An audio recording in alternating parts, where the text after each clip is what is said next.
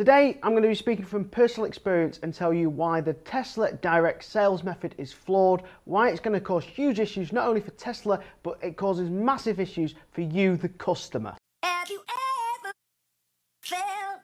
Are you listening?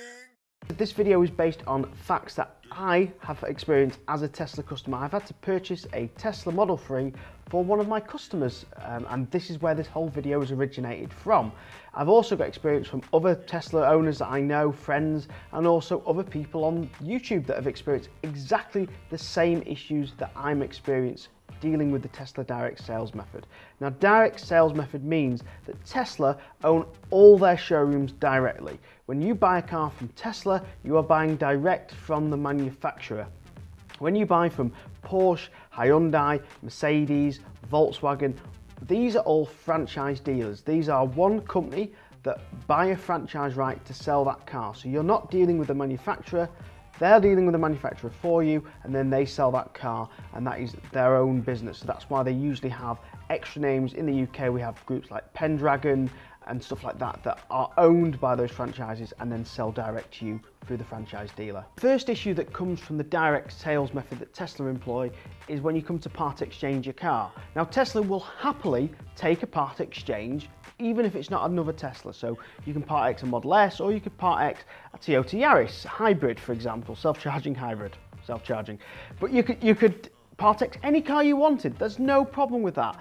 The issue is the price you get is the one and only price direct from Tesla. You put your registration in, you put your mileage in, the price it fires out is the price you get. And that is the only price you're going to get. There's no shopping around.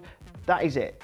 Price off Tesla is the price you get. The problem with this is you've got one option: either accept that price, however low it may be, or sell your car privately or sell it to another dealer. Now, the problem where this comes in is you say sell the car to another dealer or you sell the car privately, and Tesla have a delay in delaying your car to you. So you do not get the delivery date set for any reason on the day you were supposed to get it. You're now carless. You've got zero car. You're stuck without a car until Tesla provides you with one. The idea of part exchange, the reason why people take part exchange, is to make their life easy. They turn up at the showroom, they swap the car over on the day, and they drive off in the new one. They're never left without a car.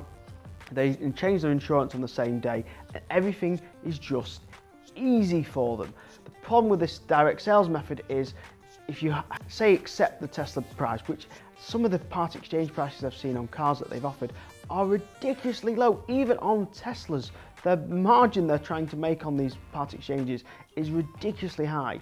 Now, if you went to a franchise model like all the other dealers, you could go to 3 different Porsche dealers, for example, 3 different Renault dealers, and get 3 different prices for your part exchange for the new car, and you'd be better off because you'd be able to get a better price on your part exchange and change over on the same day. Now, the second reason why the non-franchise model is also broken for Tesla is, as I just said, the part X prices are the price you pay, but so is the price on Tesla's website. If you're ordering a new Model 3, new Model S, new Model X, a second-hand used Tesla, the price you see on their website is the price you pay. There is no negotiation, there is no discounts. It's pay it, like it, lump it.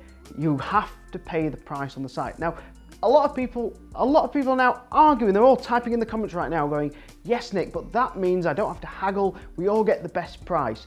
No, you don't get the best price.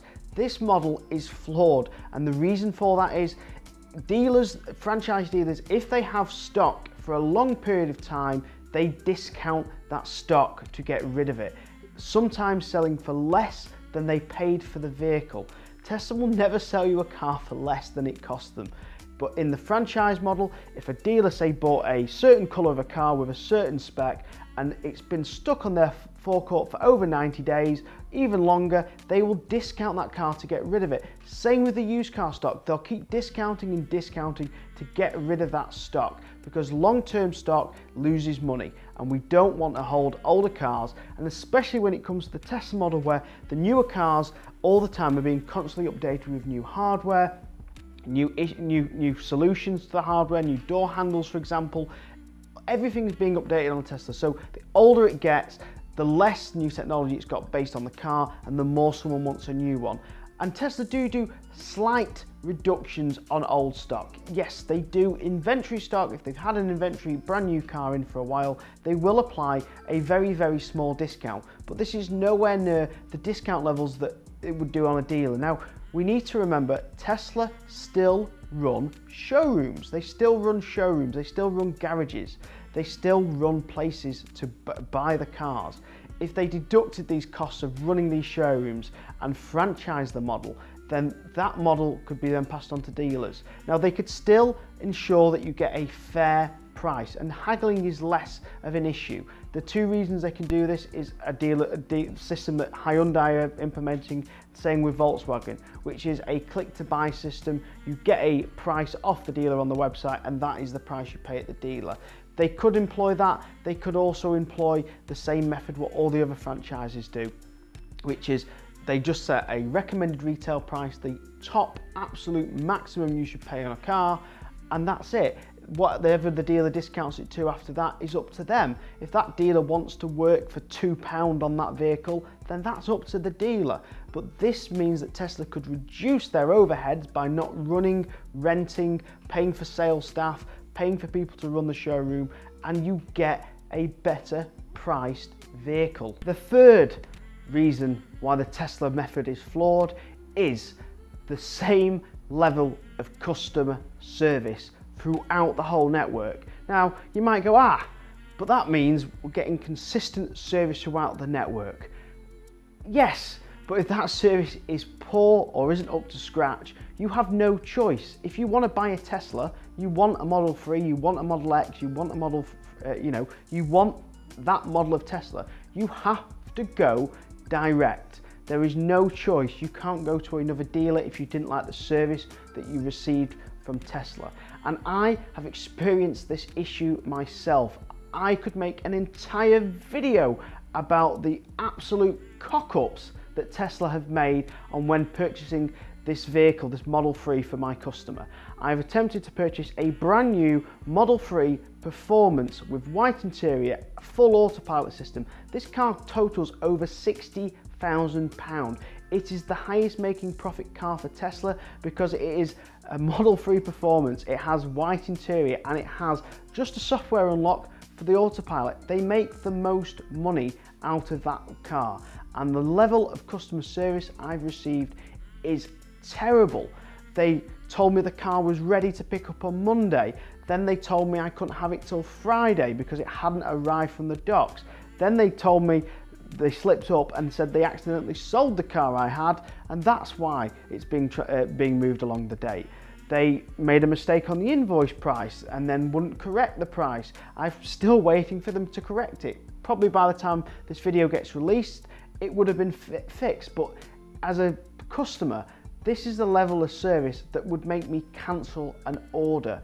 I am buying this for my customer, so I am making profit out of this. So I have to just suck it up and put up with it. But if I was that customer, or I was buying Model 3, I'd cancel my order based on this terrible customer service. I'd normally go to a different dealer, but I have no choice. This is Tesla UK Direct. I have no choice. Now the problem is, as Tesla get bigger and bigger, this problem will only get bigger and bigger too. And the reason is, if you are one customer spending £63,000 for a Tesla, you are nobody. You are small. You are rather inconceivable. You're tiny.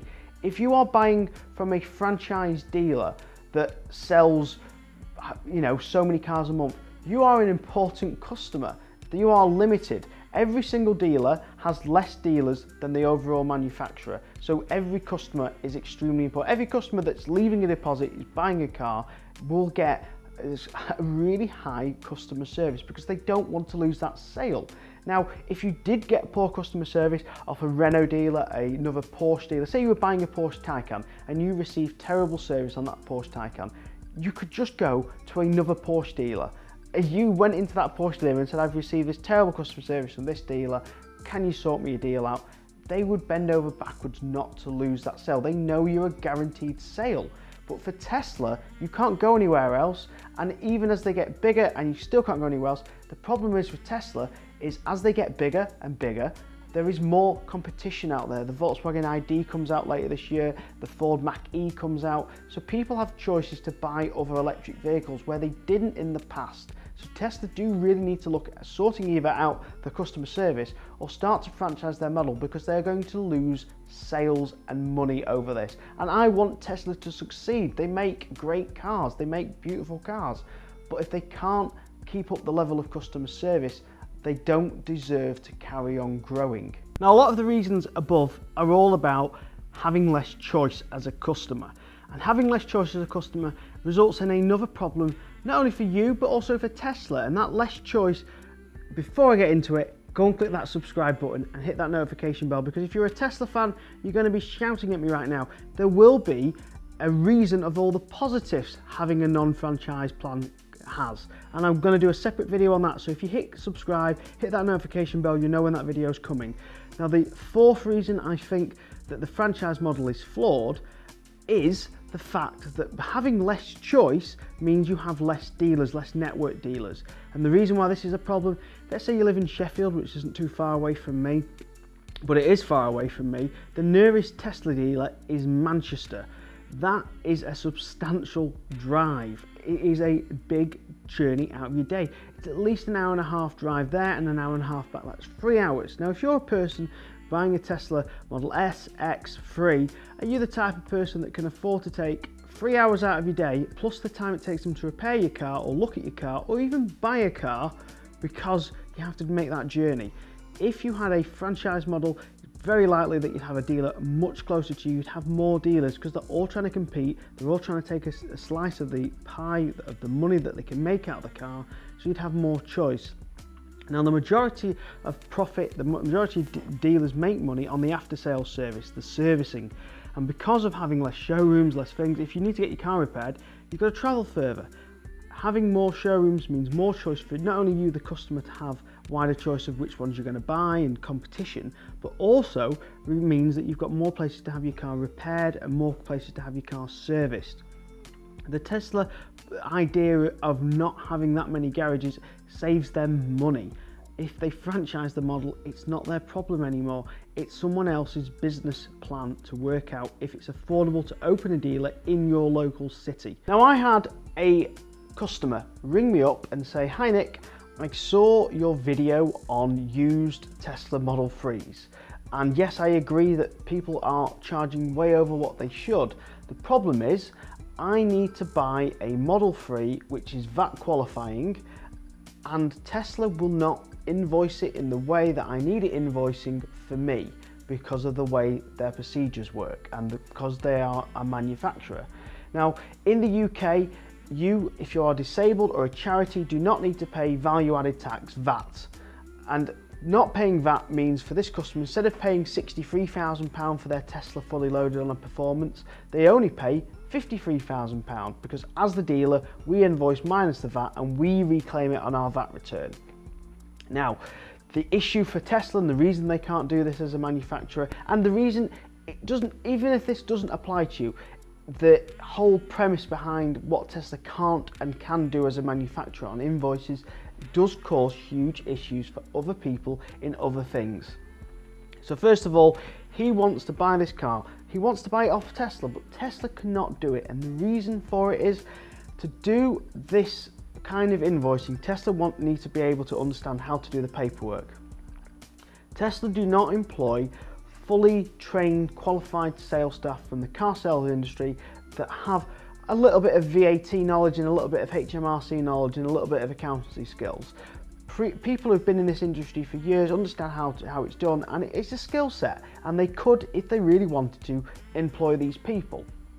And let's say they did and they understood it, they could probably find a way of managing and sorting it out in some respects. Now, if you ring up Tesla's customer service line, you will speak to a Tesla sales advisor, and depending on which one you talk to, you'll either get one that's extremely knowledgeable and understands that they can't do it and understands that eventually they can, or you'll get one that gets very confused with Motability and disabled people not having to pay VAT. They're completely different things in essence. Motability cars are leased cars, and this is a person not leasing it, buying it outright with their own money instead of using the Motability fund. So they are very different, but in some respects slightly the same. Now, this is reason why they can't do it. To qualify for the scheme, the person who's disabled has to prove, and there's a lot of paperwork, and the onus is on the selling person to make sure that they've done all the necessary checks to ensure that the person's disabled, they qualify for the scheme, and they've not bought a new car under the scheme in the last 3 years. And you have to fill all the correct paperwork out. Now, Tesla are probably scared about taking a risk on this on multiple cars. The other reason they can't do it is one of the main things on the scheme is the car has to be permanently adapted for a wheelchair user or disabled person to use the car, which for this instance means fitting controls to the car so the person can use it using the hand to accelerate and decelerate using the hand controls. Now, Tesla can't invoice for this because they don't make any hand controls. You have to send it out to a specialist company, and as a manufacturer they do not have a way of adding to their invoice extras that Tesla don't sell. And that means pretty much any extra that they don't sell. As far as I'm aware, I don't think Tesla are able to invoice for certain paint protection products and other stuff like that, which is a revenue stream for many other dealers. In fact, if they franchise this scheme, many dealers would happily do it because it sells them more cars and makes them more money.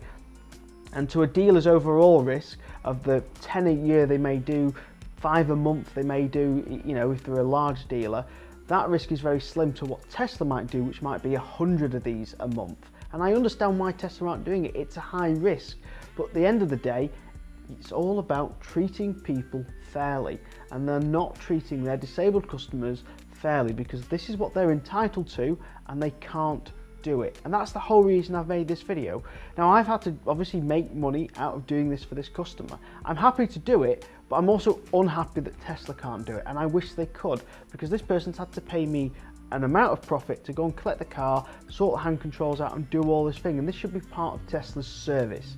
If you agree, leave a comment down below. If you think I'm completely wrong, if you don't think that the franchise system would work with Tesla, leave a comment below, let me know why, and I'll add it into my video when I do the 5 reasons why the Tesla direct sales method is correct. Thank you very, very much for watching this week's video. Don't forget to follow me on Twitter, check me out on Instagram. I've even got a Facebook page, and I've got a new channel called EV Lounge Live, which is a live podcast every Sunday, 7 PM British Standard Time or 2 PM Eastern Time. Thank you very much, and I'll see you again next week. Goodbye.